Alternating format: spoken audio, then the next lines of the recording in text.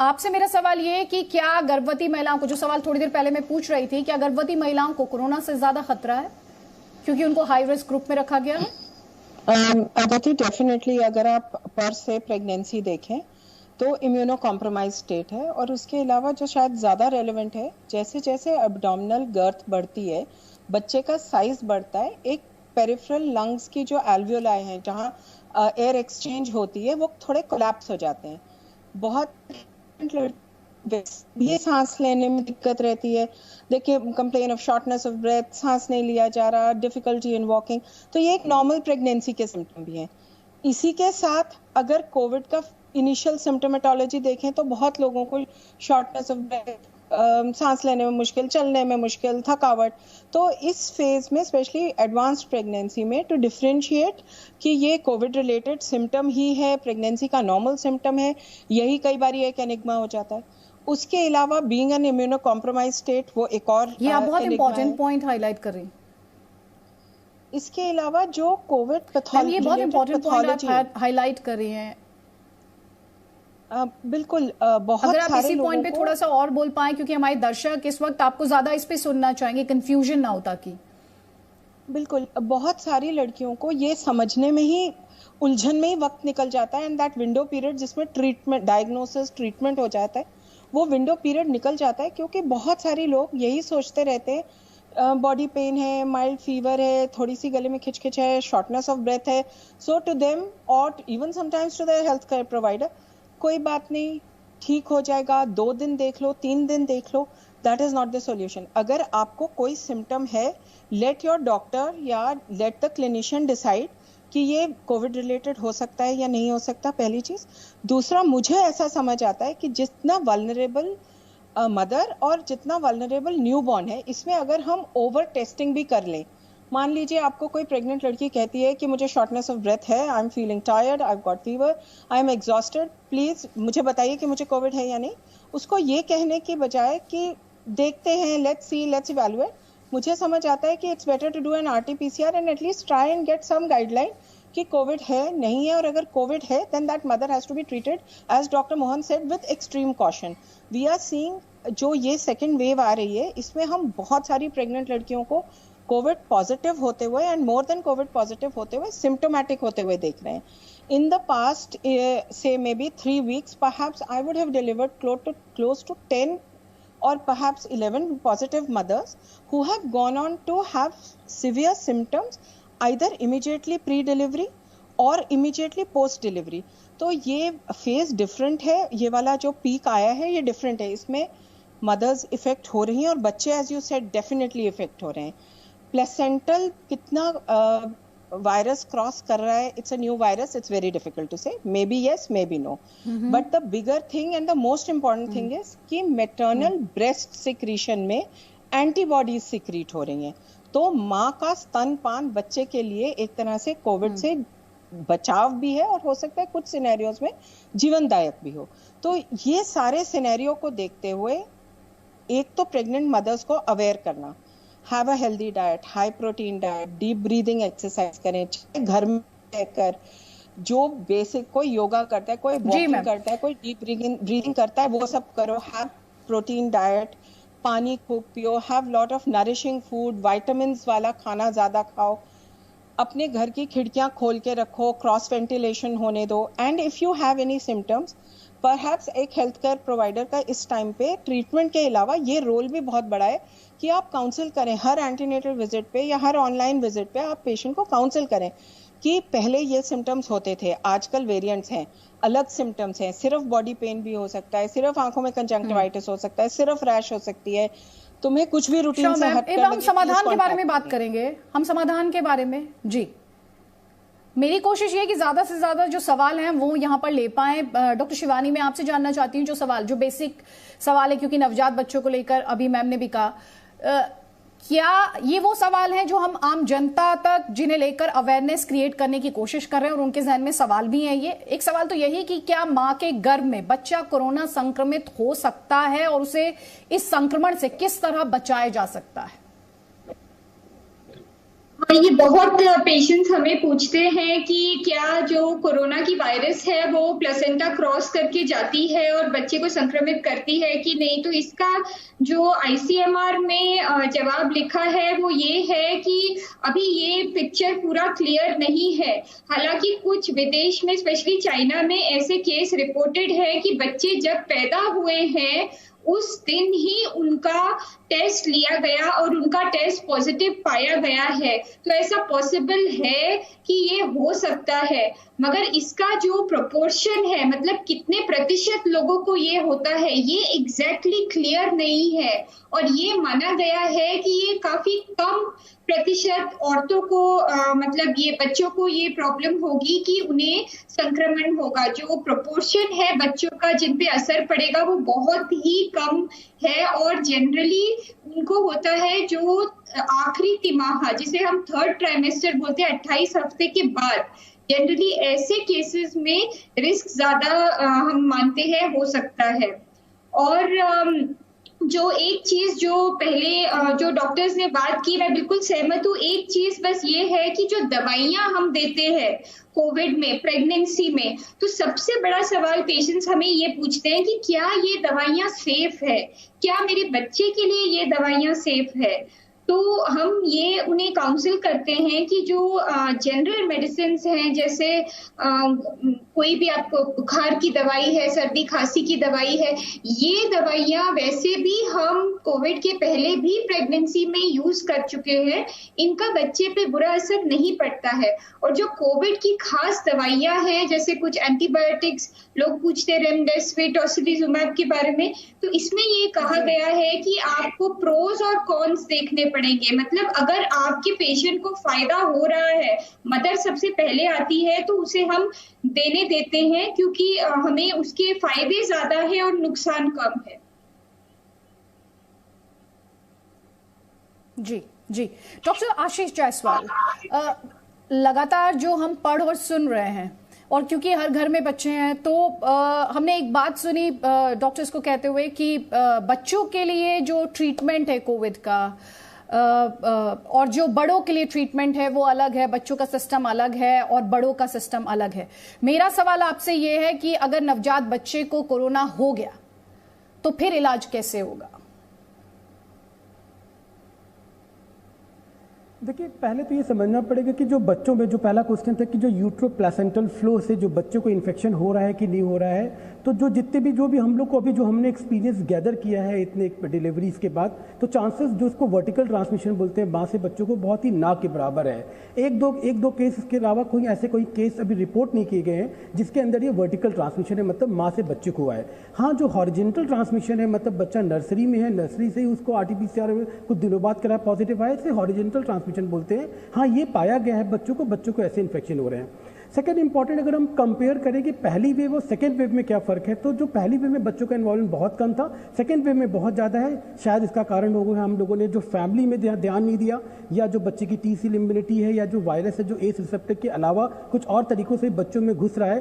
तो बच्चों में इस बार जो इन्वॉल्वमेंट है पहले वेव से ज़्यादा है, और बच्चों में जो इन्वॉल्वमेंट है पहली वेव से ज़्यादा सिवियर भी है। मतलब हमने देखा है कि बहुत से बच्चे अस्पताल इतने सिक हो गए कि उन्हें अस्पताल में डिहाइड्रेशन, या जो हम लोग कुछ बच्चों में जो मल्टी इन्फ्लेमेटरी सिंड्रोम हो रहा था वो बड़ा कॉमन हुआ है, तो कुछ बच्चे अस्पताल भी पहुंच रहे हैं। यानी हमें और एक्स्ट्रा केयर देने की ज़रूरत है। इंपॉर्टेंट पॉइंट है कि बच्चों को अननेसेसरी एंटीबायोटिक्स, अननेसेसरी ट्रीटमेंट घर पे नहीं देना चाहिए। बच्चों को जब भी कुछ भी स्टार्ट हो तो अपने पीडियाट्रिशियन से आप डिस्कस करें और उसी समय बच्चों के लिए बात करें।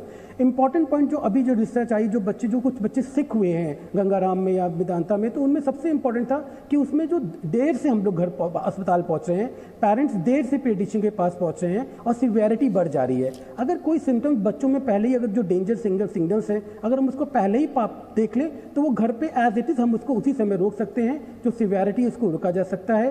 पॉलीफार्मेसी मत करें, घर की फार्मेसी मत करें। बच्चों का जो है वी स्टार्ट विद जो जनरल मेजर्स हैं, फ्लूट का, फूड का, वही अपने को करना है, और जो सपोर्टिव मेडिकेशन है उससे ही सारे बच्चे ठीक हो जाते हैं, इसलिए पैनिक होने की ज़रूरत नहीं ना, मगर एक्स्ट्रा केयर की ज़रूरत है। बच्चा केवल बच्चा नहीं है, बच्चा फैमिली है। जैसे एक अडल्ट को कोविड होता है, आपने उनको आइसोलेट कर दिया, बच्चे को आप आइसोलेट नहीं कर सकते। मतलब जो ब्रेस्ट फेड कर रही है, ब्रेस्ट फेड तो करना ही है, उसको आइसोलेट नहीं कर सकती। तो बच्चा एक फैमिली है, बच्चा एक सिंगल इंडिविजुअल नहीं हो सकता। एक ये प्रॉब्लम आती है बच्चों के केस में, पर आई थिंक बच्चों में अभी इतनी ज़्यादा सिवियरिटी नहीं हुई है कि हम लोग इतना अभी पैनिक करें। But early care is Paramount, बहुत इंपॉर्टेंट है बच्चों के लिए। ठीक है डॉक्टर अर्चना, इंपॉर्टेंट पॉइंट अभी डॉक्टर आशीष ने उठाया। उन्होंने कहा कि बच्चे को तो आप आइसोलेट नहीं कर सकते, तो ऐसे में मां से नवजात को जब दूर ही नहीं किया जा सकता तो फिर ख्याल कैसे रखा जाएगा? ये एक इंपॉर्टेंट क्वेश्चन है। दो चीजें देखने वाली हैं। एक तो पोस्ट डिलीवरी माँ की कंडीशन क्या है। अगर माँ ठीक है, शी इज मेंटेनिंग सैचुरेशन, उसका वाइटल्स ठीक है, कोई ऐसी ग्रॉसली बहुत सिवियरली सिम्टोमेटिक नहीं है, तो I think mother and baby can be roomed in together. Breast feeding हर हालत में इनकरेज करनी है। Even if the mother is not well, she can not feed directly, breast milk can be expressed. अगर expressed breast milk माँ को नहीं है तो मैं चाहूंगी आप इस पॉइंट को हाईलाइट करें। बिल्कुल, ब्रेस्ट मिल्क फीड करना ये पॉइंट बहुत हाईलाइट करना जरूरी है, क्योंकि मेरा अगला सवाल भी था यही कि क्या संक्रमित महिला बच्चे को फीड करा सकती है? आप इस बात को थोड़ा सा हाईलाइट करें और हमारे दर्शकों को बताएं। अदिति, बिल्कुल फीड करा सकती नहीं, फीड कराएंगी। अगर वो फिजिकली केपेबल है तो वो डायरेक्टली लैच ऑन कराएंगे बच्चे को। She can wear a double mask, she can wash her hands well. अगर आप बहुत ज्यादा कॉशियस होना चाहते हैं, maybe between each feed you can change your clothes to a freshly ironed set of clothes. मेरी समझ से इतना यदि आप प्रिकॉशन ले रहे हैं तो वो बच्चे की नजर से काफी है। इसके अलावा अगर माँ फिजिकली इनकेपेबल है तो ब्रेस्ट मिल्क एक्सप्रेस कर दीजिए।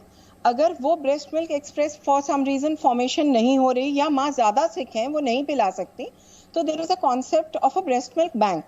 बड़े सारे ब्रेस्ट मिल्क बैंक्स हैं, सारी अच्छी नर्सरी से एसोसिएटेड है, वहां से pooled milk banked breast milk भी बच्चे को यदि आप दे रहे हैं तो भी आप बच्चे को बहुत ज्यादा वेलफेयर कर रहे हैं।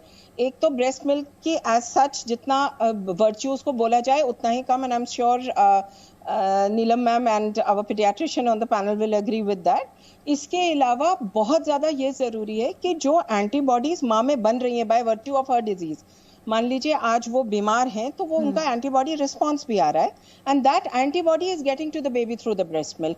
तो ये जो हर प्रेग्नेंट माँ का जो कोविड पॉजिटिव होती है और या जो डिलीवर होने वाली है नहीं भी कोविड पॉजिटिव, उनकी ये एंजाइटी होती है कि what if I turn covid positive, will I be able to nurse my baby, will I be able to breast feed my baby? Yes, the answer is if you are physically fit, आप will नहीं, you will definitely do it. That is the best thing you can do for your child. Of course, जितने हद तक आप distancing और guidelines के हिसाब से masking, washing your hands etcetera कर सकते हैं, वो आप जरूर करेंगे। But there is nothing to stop you from breast feeding. और जितना ब्रेस्ट मिल्क की इस स्थिति में वर्च्यूज को हाईलाइट किया जाए, I think we are doing both the mother and the baby some good by doing that. Ma'am वही कोशिश कर रहे हैं जी न्यूज पर ज्यादा से ज्यादा जानकारी आप एक्सपर्ट्स के माध्यम से हम लोगों तक पहुंचाएं, ताकि अगर भ्रम की स्थिति हो, असमंजस की स्थिति हो तो उसे ठीक कर पाएं, राइट इन्फॉर्मेशन दर्शकों तक पहुंचे। डॉक्टर रेशु मिश्रा, बहुत ज्यादा डिस्कशन इस वक्त हो रहा है वैक्सीन को लेकर। मैं आपसे ये जानना और समझना चाहती हूं, जो गर्भवती महिलाएं हैं उनके लिए राइट टाइम क्या है वैक्सीन के लिए? क्या ऐसा भी टाइम है जब उन्हें जाकर वैक्सीन नहीं लगवानी है? बेसिकली कहते हैं कुछ कंट्रीज में अभी प्रेग्नेंट वुमन को वैक्सीन दी जा रही है और इनके कुछ ऐसे ज्यादा साइड इफेक्ट्स देखने को नहीं मिल रहे हैं। बट इन इंडियन पॉपुलेशन हमें जो वुमेन है चाइल्ड बेयरिंग एज ग्रुप की या फिर जो प्रेग्नेंट फीमेल्स हैं, उनके ऊपर चॉइस हम छोड़ सकते हैं कि वो वैक्सीनेट होना चाहते हैं या नहीं होना चाहते। बिकॉज अभी तक जो बहुत ज्यादा डेटा या ट्रायल हमारे पास अवेलेबल नहीं है जो ये बता सके कि प्रेग्नेंट वुमन में वैक्सीनेशन के कोई एज सच एडवर्स इफेक्ट बहुत ज्यादा है या नहीं है। हेलो जी, यहां पर जी सर, जी सब बात पूरी करें।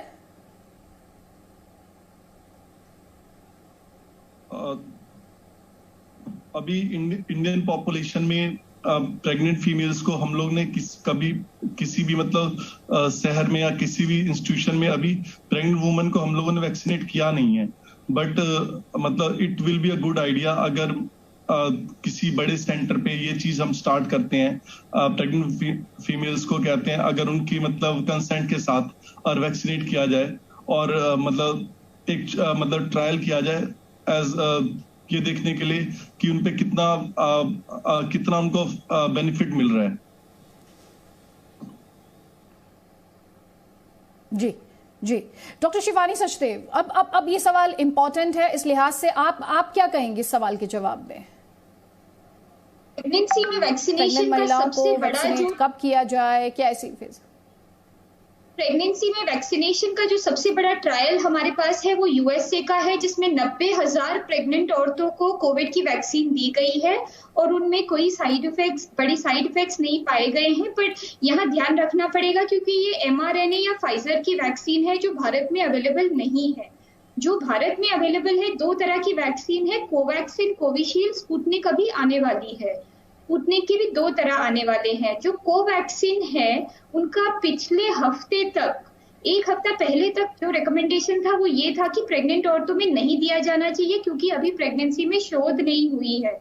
मगर अभी 1 हफ्ता पहले हाल ही जो नए रिकमेंडेशन आए हैं उसमें ये आया है कि प्रेगनेंसी में कोविड जानलेवा है, बहुत खतरनाक है, ये बहुत हाई रिस्क ग्रुप है और अगर आप बैलेंस करें तो बैलेंस में आपको वैक्सीनेशन करना ही चाहिए। और उनका जो फेज 2 का जो अंतरिम, जिसको इंटरिम डेटा हम बोलते हैं, उसमें ये आया है ट्रायल में कि कुछ औरतें कोवैक्सीन लगाने के बाद प्रेग्नेंट हुई हैं और कुछ प्रेग्नेंट महिलाओं ने भी ये वैक्सीन लगाया था, तो उनमें कोई हानिकारक चीजें, मतलब कोई भी साइड इफेक्ट इन्होंने पाए नहीं है। जो दूसरी वैक्सीन है कोविशील्ड, समझिए ये वैक्सीन ऑक्सफोर्ड और एस्ट्राजेनेका ने मिलके बनाई है और ये प्रोड्यूस हो रही है पुणे में। तो इसका ट्रायल यूके में ये वैक्सीन यूज हो रही है और जो ब्रिटिश गाइडलाइंस हम देखें तो उनमें ये लिखा है कि प्रेग्नेंट औरतों को आप कोविशील्ड की बजाय, ये ऑक्सफोर्ड वैक्सीन की बजाय आप फाइजर की वैक्सीन दीजिए, सिर्फ इसीलिए क्योंकि उसकी शोध ज्यादा हुई है। अब जो इंडिया में पिछले हफ्ते जो नई गाइडलाइंस आई हैं उसके हिसाब से प्रेग्नेंट औरतों में बहुत हाई रिस्क होता है कोविड संक्रमण का और इसको ध्यान रखते हुए प्रेग्नेंट औरतों को वैक्सीन लगानी चाहिए। ऐसा वैक्सीन लगाने के पहले प्रेगनेंसी टेस्ट करने की कोई जरूरत नहीं है। अगर वैक्सीन लगाने के बाद आपको पता चले कि आप प्रेग्नेंट है तो प्रेगनेंसी टर्मिनेशन या प्रेगनेंसी को खत्म करने की कोई जरूरत नहीं है। और अगर आप पहले या दूसरे तिमाही के बारे में सोच रहे हैं कि मैं बाद में लगाऊंगी, तो ऐसा नहीं है। वैक्सीन प्रेगनेंसी के किसी भी तिमाही में, मतलब कोई भी ट्राइमेस्टर में आप लगा सकते हैं। 2 वैक्सीन के बीच का जो गैप है वो 3 महीने का अभी बढ़ा के रिकमेंडेशन है, तो वो 3 महीने का गैप होना चाहिए 2 डोज वैक्सीन के बीच में। अगर आप सोच रहे हैं कि मैं कोविशील्ड लगाऊं या कोवैक्सीन लगाऊं, कौन सी बेटर रहेगी, तो कोई भी लगा सकते हैं। पेशेंट्स ये भी पूछते हैं कि हमने शोध आपने किया नहीं है तो कैसे बोल सकते हैं कि वैक्सीन सेफ है, तो हम उन्हें ये बताते हैं कि ये डेड वैक्सीन है, ये लाइव नहीं है। तो इसका ऐसी वैक्सीन पहले भी प्रेगनेंसी में हम यूज कर चुके हैं और उसे देखते हुए हम ये कह सकते हैं कि इसका कोई मेजर साइड इफेक्ट अभी तक सामने नहीं आया है। ठीक ठीक ठीक। डॉक्टर नीलम, कोरोना काल में जो बच्चे जन्म ले रहे हैं, क्या उनमें पहले के मुकाबले ज्यादा समस्याएं, ज्यादा दिक्कत है? अदिति, थोड़े कमेंट्स, बदलाव या ट्रेंड आप देख रही हैं? हाँ, प्रीवियस स्पीकर्स के भी कमेंट्स में उसके बाद दूंगी। जैसे आप हाई रिस्क पॉपुलेशन और किसको अलर्ट रखना है वो थोड़ा सा मिस हो गया। तो जिस तरीके से नवजात शिशु और पहला साल बच्चे का को हम हाई रिस्क मानते हैं infants as compared to others, और बड़ों में थोड़े बड़े बच्चों में हम ओबेसिटी, मोटापा या जिसको डायबिटीज हो, जो कोई भी किसी स्टीरॉइड्स या पोस्ट लिवर ट्रांसप्लांट इम्यूनोसप्रेशन पे हो, इन सब के साथ हम लेस देन 1 ईयर मानते हैं। मैंने काफ़ी बच्चे लेस देन 1 ईयर ट्रीट किया और एक बच्चे में तो रिटुक्सिमैब भी यूज़ करना पड़ा बिकॉज वो किसी ऑपरेशन के कारण बहुत सीरियस हो चुका था, उसके बाद जब वो बॉडी में स्ट्रेस हो चुका था, एंड टचवुड वो बच्चा भी निकल आया बाहर। तो फर्स्ट, बच्चे भी बड़ों के जैसे बिहेव कर सकते हैं, नंबर 1 पॉइंट। नंबर 2, बच्चों में सीरियस कम होता है, लेकिन इनमें मेन मैसेज अगर मैं आपको दे पाऊं इज मॉनिटरिंग। मतलब जब हमें कोई नवजात या एक छोटा बच्चा के बारे में पता चला, जब तक हम उसकी मॉनिटरिंग नहीं करें, अगर उसको हम पता करके जब अगर पॉजिटिव है तो हम उनके टेस्ट करते हैं, और सांस जो लेने की रेस्पिरेटरी रेट है उसको हम 50 बोलते हैं, अगर 50 के ऊपर हो तो डॉक्टर को संपर्क करें। क्यों? क्योंकि मॉनिटर छोटे बच्चे में लगाना मुश्किल हो जाता है, जो दूसरों को हम बड़ों को लगाते हैं। तो रेस्पिरेटरी रेट बहुत इम्पोर्टेंट, और बुखार, ये 2 चिन्ह हमारे इम्पोर्टेंट होते हैं। और तीसरा, blood test in risk patient पे।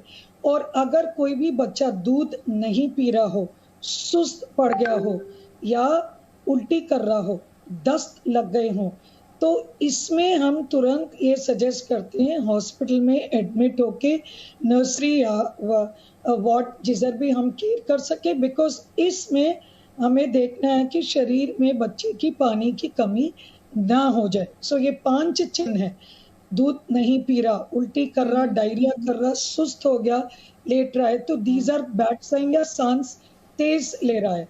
तो इस कंडीशंस में आपको जाना चाहिए। कभी कभी इनमें निमोनिया हो जाता है, जब निमोनिया हो जाता है तो तब हम ट्रीटमेंट उस हिसाब से देते हैं। एक मैसेज एक पैनलिस्ट ने बहुत बढ़िया दिया, अननेसेसरी एंटीबायोटिक नहीं देना है। आप सबको समझना है कि वायरस का कैसे है। फर्स्ट वीक वायरस मल्टीप्लाई कर रहा है, पहले 5-7 दिन हमें ना कोई एंटीबायोटिक का फायदा है, ना कोई स्टीरॉयड का फायदा है।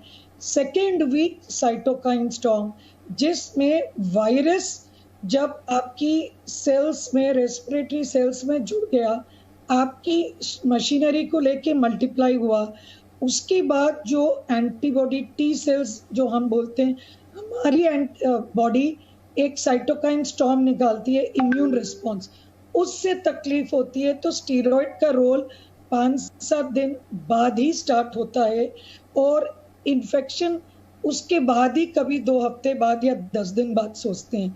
तो पहले टाइम में अननेसेसरी एंटीबायोटिक स्टीरॉयड का रोल नहीं है, ये बहुत इम्पोर्टेंट है।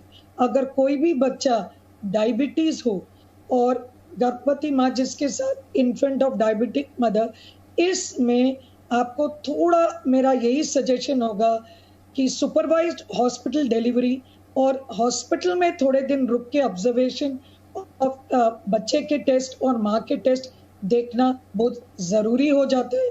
बिकॉज यही हम गवर्नमेंट को भी इल्तजा कर रहे हैं कि अब अगर 3rd वेव हो, जिसकी संभावना बहुत हाई है, क्योंकि वर्ल्ड में, यूरोप क्या कोई भी कंट्रीज में, Germany, Paris, Belgium, Spain, everywhere 3rd wave हुई है।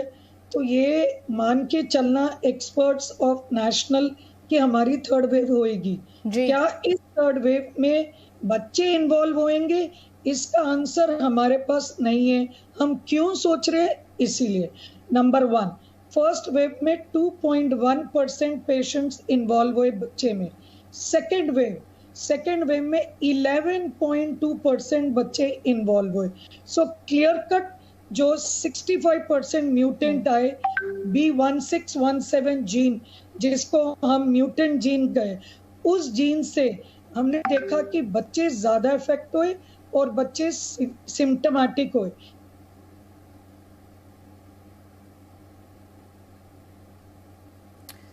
एक छोटे से ब्रेक के लिए यहाँ पर रुकेंगे। कई खास मेहमान लगातार हमारे साथ हैं, और वो सवाल जो गर्भवती महिलाओं से जुड़े हुए हैं, जो न्यूली बॉर्न बेबीज से जुड़े हुए हैं, उन्हीं सवालों को एक बार फिर से उठाएंगे। गर्भवती महिलाओं को कैसे अपना ख्याल रखना है, अपनी डाइट, कौन से योग हैं, कौन सी एक्सरसाइजेज हैं जो गर्भवती महिलाओं को करनी चाहिए, खासतौर पर इस कोरोना काल में। बताएंगे आपको इस सवाल का जवाब बस थोड़ी देर।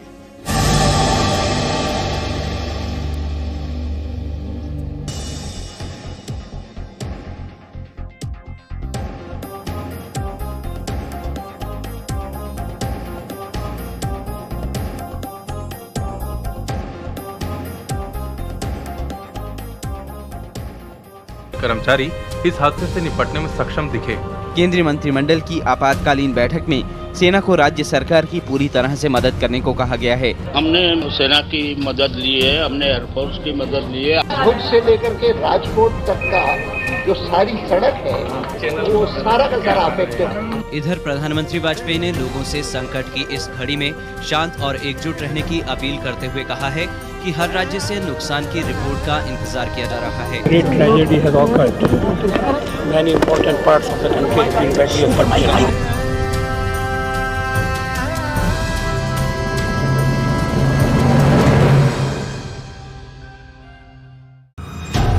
आज जी न्यूज वो खुलासा करने जा रहा है जो अभी तक भारतीय टेलीविजन में रिपोर्टिंग के इतिहास में नहीं हुआ है। करोड़ों रुपए के घोटाले का पर्दाफाश किया है। इसमें न तो खुफिया फाइलों का लेन देन हुआ, न ही कहीं से किसी सोर्स ने खबर दी। जो कुछ किया वो हमारे रिपोर्टर और कैमरामैन ने किया। एसआईटी को अभी तक इस बंगले के बारे में भनक नहीं है। हमने जानना चाहा इस बंगले में क्या क्या राज छुपे हुए। 26 नवंबर को बंसल के घर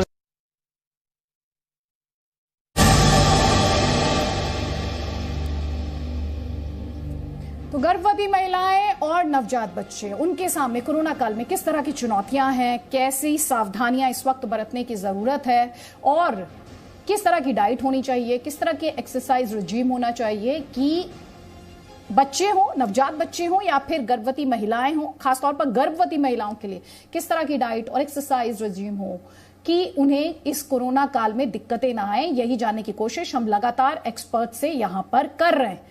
मैं अब डॉक्टर शिवानी आपसे ये जानना चाहती हूं कि देखिए, एक तरफ प्रेगनेंसी है, दूसरी तरफ ये इन्फेक्शन का डर है। महिलाएं कब इस बात को समझें कि ये अस्पताल जाने का वक्त है? अभी थोड़ी देर पहले आप ही ने शायद इस बात को हाईलाइट किया कि एक तरफ प्रेगनेंसी के अपने कॉम्प्लिकेशंस होते हैं, दूसरी तरफ कोविड के सिम्टम्स हैं।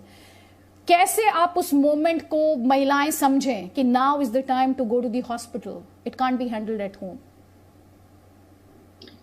प्रेग्नेंट महिलाओं को ये ध्यान देना चाहिए कि जो ये दूसरी वेव है उसमें इन्फ्लुएंजा लाइक सिम्टम्स के अलावा कोई और सिम्टम्स भी लक्षण हो सकते हैं कोविड के। सर्दी, खांसी, जुकाम, सांस लेने में तकलीफ, डायरिया। आजकल बहुत लोग डायरिया की कंप्लेन कर रहे हैं और टेस्ट में कोविड पॉजिटिव आ रहा है, तो डायरिया, स्टमक अपसेट, बच्चा पेट में ठीक से घूम नहीं रहा है, या आपको मतलब कोई और सिम्टम्स हो गए जैसे कंजंक्टिवाइटिस मतलब आंखें लाल होना या यूरिन में इन्फेक्शन, कोई भी ऐसा सिम्टम लगे तो आपको सबसे पहले टेली कंसल्टेशन मतलब अपने डॉक्टर से टेलीफोन पे एडवाइजेबल होगा कि कंसल्टेशन करना चाहिए। आपको अपने आप सेल्फ डायग्नोसिस करके बाहर से कुछ मेडिसिन मंगा के पहले ये ट्राई करते हैं वो ट्राई करते हैं, ये सब नहीं करना चाहिए, क्योंकि दूसरी लहर में जो टाइम होता है कि जिसमें एक पेशेंट सीरियस होता है ये बहुत कम हो गया है। 10 दिन से कम होके 5 से 7 दिन हो गया है, तो बहुत जल्दी उपचार करना बहुत जरूरी है। और प्रेगनेंसी में क्योंकि आप एक हाई रिस्क ग्रुप है तो इसीलिए आपको अर्जेंटली मेडिकल एडवाइस सीख करनी चाहिए और अपने डॉक्टर के हिसाब से फिर वो डिसाइड करेंगे कि आपको हॉस्पिटल जाने की जरूरत है या आपका वो टेलीफोनिकली ही इलाज करेंगे। और ये भी आपको ध्यान देना चाहिए कि जो दूसरी मतलब रूटीन प्रेगनेंसी के इश्यूज होते हैं जैसे एंटीनेटल अपॉइंटमेंट है, अपने टेस्ट है, अल्ट्रासाउंड है, ये सब भी कोविड टाइम में कुछ मॉडिफाई हो चुके हैं। तो सिर्फ कुछ जो इम्पोर्टेंट स्कैन्स हैं आजकल हम वही कर रहे हैं, बाकी सारे कंसल्टेशन आजकल ऑनलाइन ही हो रहे हैं। तो ये अपॉइंटमेंट मिस नहीं करना चाहिए, इसे कैजुअली नहीं लेना चाहिए। किसी भी सिम्टम को कुछ भी बदलाव लगे, चेंज लगे, उसे बिल्कुल कैजुअली मत लीजिए। जी डॉक्टर, और जैसे आपने ये बोला पॉइंट ये भी है कि हमने बीते दिनों में देखा आरटी-पीसीआर टेस्ट में बहुत सारे जी मैम बात पूरी कर लीजिए। आरटी-पीसीआर टेस्ट में नेगेटिव आ रहे हैं बट पेशेंट्स को सिम्टम्स हो रहे हैं, तो इसीलिए हम ये कहते हैं कि आप सेल्फ डायग्नोसिस करके अपना खुद टेस्ट मत कराइए, आप डॉक्टर से जरूर कंसल्ट कीजिए। और प्रेगनेंसी में जो एडमिशन होता है, लोग ये भी पूछते हैं कि कोविड है तो क्या मेरा सिजेरियन होगा, नॉर्मल डिलीवरी नहीं हो सकती, तो बिल्कुल ऐसा नहीं है। कोविड में नॉर्मल डिलीवरी भी हो सकती है, सिजेरियन। इससे कोविड से इसका कोई रिलेशन नहीं है, ये आपकी प्रेगनेंसी पे डिपेंड करता है। फिर अगर कोविड हुआ तो क्या मेरे फैमिली मेंबर्स, कोई मेरे साथ रहेगा, कोई मेरे साथ हॉस्पिटल में आ सकता है?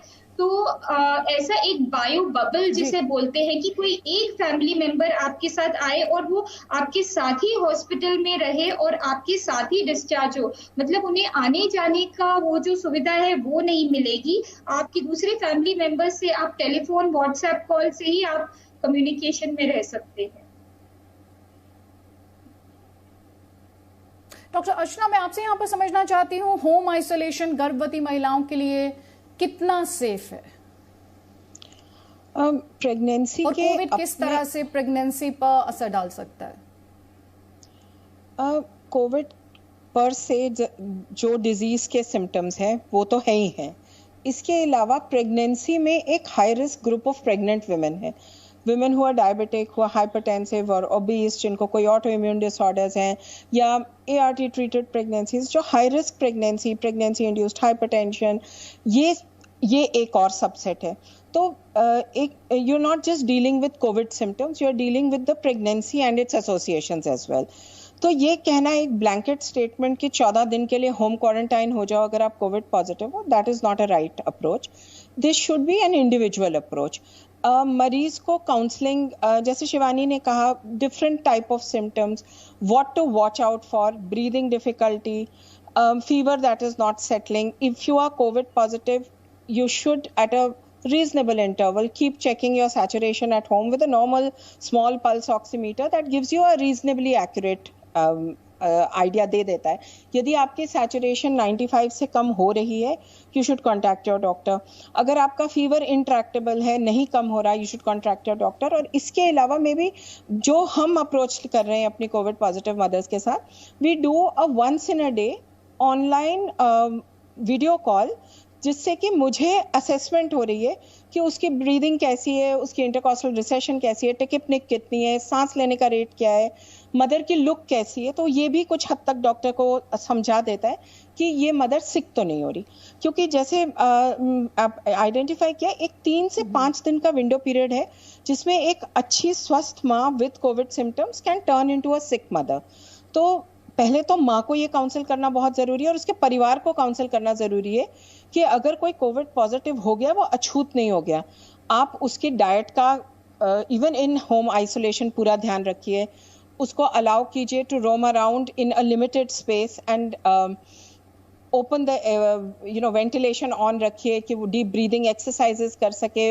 अगर घर में अलाउ है, मतलब पॉसिबल है, इतनी जगह है, तो वॉक कर सकती है, नहीं और कुछ कर सकती तो योग के कुछ मुद्राएं कर सकती हैं, कीगल्स एक्सरसाइजेस कर सकती है, बैठे बैठे डीप ब्रीदिंग कर सकती हैं, some exercises like cat cow position. ये सब, all this not only improves your respiratory capacity, पर इसके अलावा ये आपको ये भी ऑप्शन दे रही है। आप कुछ एक्सरसाइजेस एडवाइस कर पाएंगे इनमें से? बहुत सारी एक्सरसाइजेस आप दिखा भी पाएंगी जो महिलाएं आपको इस वक्त देख रही हों? टेक्निकली दिखाना शायद पॉसिबल नहीं हो, पर deep breathing exercises, take a deep breath, hold your breath for 15 seconds and release, that is a good exercise.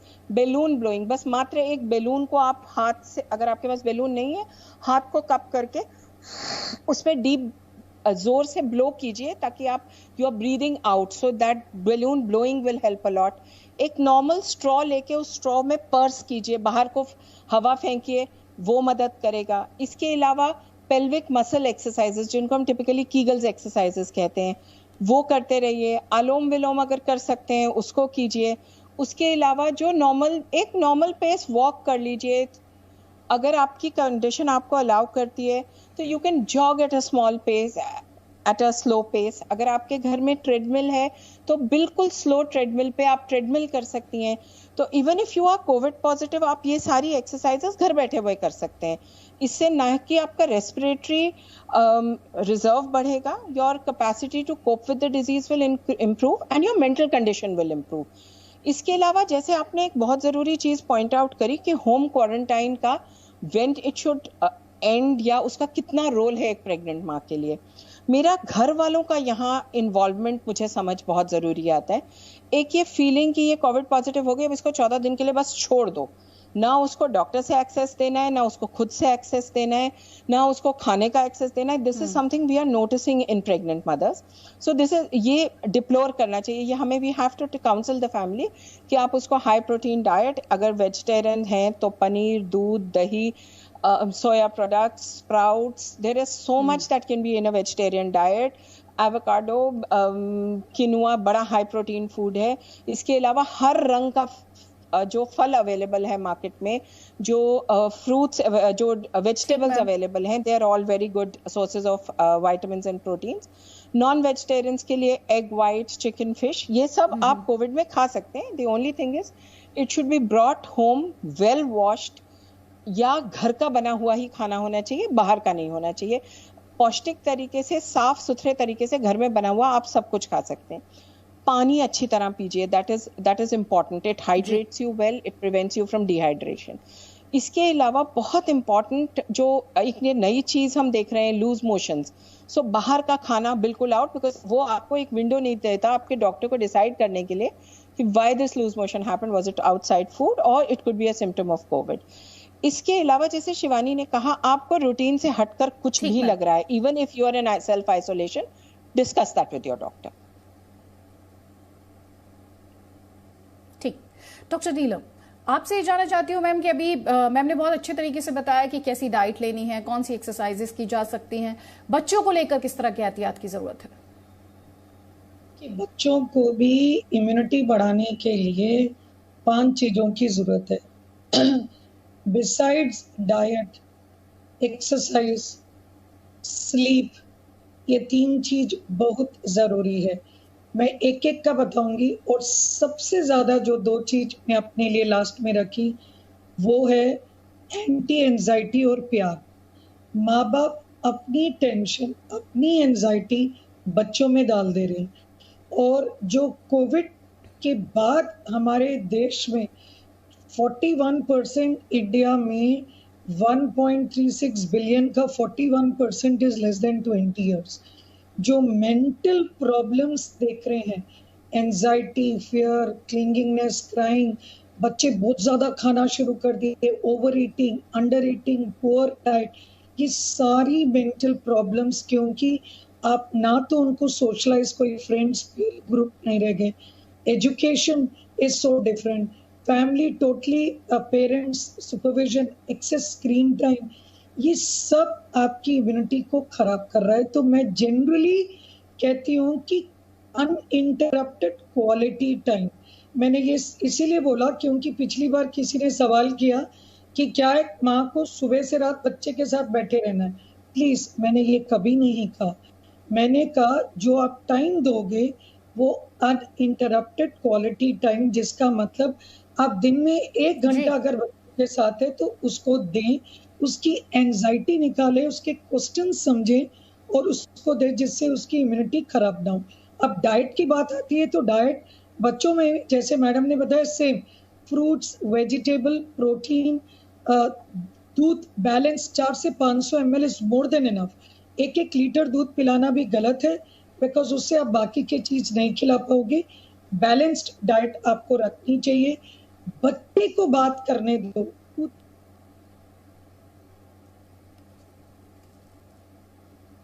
एक बार फिर से आवाज संपर्क टूट गया हमारा डॉक्टर नीलम के साथ। आप सभी मेहमानों का बहुत बहुत शुक्रिया। डॉक्टर ऋषु मिश्रा, डॉक्टर आशीष जायसवाल, सॉरी समय की कमी है इसलिए आपके कमेंट्स में ले नहीं पाई हूँ, लेकिन बहुत बहुत शुक्रिया डॉक्टर अर्चना धवन बजाज और डॉक्टर शिवानी इस पैनल पर आने के लिए और अपने एक्सपर्ट कमेंट्स हमारे दर्शकों तक पहुँचाने के लिए। मुझे पूरा यकीन है इससे गर्भवती महिलाओं को और जो नवजात बच्चे हैं उन्हें काफ़ी फायदा होगा। लौट रहे हैं जल्द कुछ और खबरों के साथ।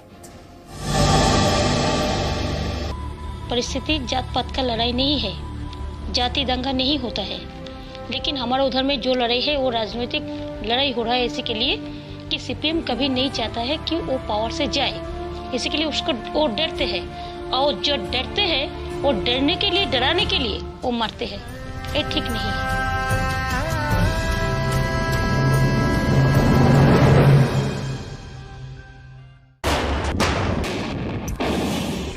देखो वो यहाँ कुछ देर पहले एक मंदिर हुआ करता था, लेकिन बमबारी के बाद यहाँ सिर्फ जलता हुआ मलबा है। ये नतीजा है उस घमासान लड़ाई का जो ठीक मेरे पीछे टाइगर हिल्स पर कब्जे के लिए इस समय चल रही है। थाना यहाँ खतरे से खाली नहीं है, लेकिन आपको थोड़ा करीब से दिखाना भी चाहता हूँ कि जब जो लड़ाई लड़ी जाती है तो कैसे लड़ाई लड़ी जाती है। गोलियों के जो ऐसे शेल हैं, इस तरह के गोलियों के शेल आपको चारों तरफ यहाँ पर नजर आएंगे। ये इनके मशीन गन के जो इन्होंने फायर किया, ये उसके शेल्स हैं। फॉरवर्ड डिफेंस लाइन पर ये जगह ऐसी जगह है जहां आपका किस्मत का धनी होना बहुत जरूरी है, क्योंकि हर तरफ से गोलियां चल रही हैं और कोई भी गोली कभी भी आकर आपको लग सकती है।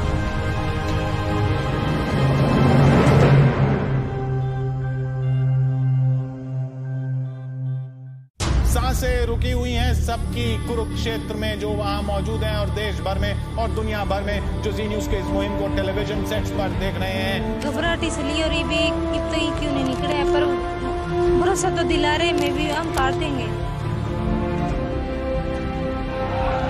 जी न्यूज की मुहिम रंग लाई, जी न्यूज की पहल रंग लाई और बच्चा ये प्रिंस, ये 5 साल का प्रिंस धरती माँ की गोद से अपनी माँ की गोद में जा रहा है।